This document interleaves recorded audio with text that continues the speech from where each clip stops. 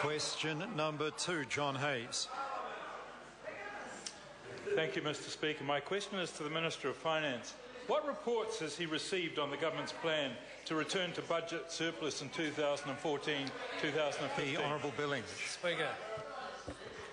Mr. Speaker, the IMF this morning released its statement under the Article 4 consultations.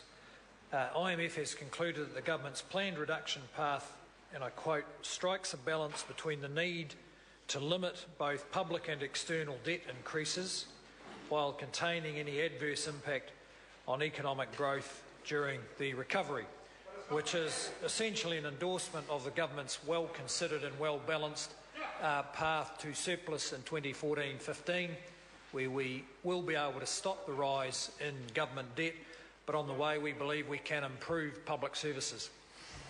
John Hayes. To the Minister, how will Budget 2012 contribute to the government returning to surplus? The Honourable Bill English. Mr. Speaker, this year's budget will hold net new spending over the next 4 years somewhere close to zero. More money will be allocated to health and education. This will be paid for by savings in lower priority areas and by tightening up various revenue loopholes and reducing tax avoidance. Budget 2012 will help the government return to surplus in 2014-15. John Hayes. So, Minister, why is it important to return to budget surplus?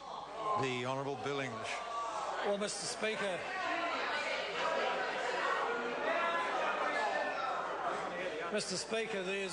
that's a very good question. There's two reasons. One is we need to stop debt rising, government debt rising. But secondly, it is important that New Zealand gets the government's books back into good shape so that if there is another recession at some stage in the next decade, that we are in a good shape to be able to handle that in a similar way to handling successfully the last recession. John Hayes. So what are the reasons for net core Crown debt increasing in recent years? The Honourable Bill English. Well, Mr. Speaker, the member is pointing to, I think in that question, to what has been a significant increase in net debt. In 2008 it was as low as $8 billion. It's currently around $50 billion and will peak at around $75 billion. It's been caused by a number of factors.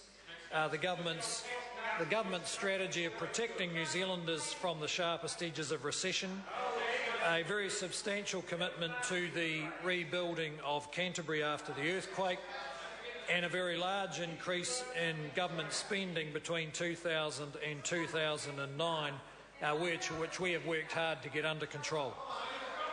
Question number 3, the Leader of the Opposition, David Shearer. Question to the Prime Minister. Does he stand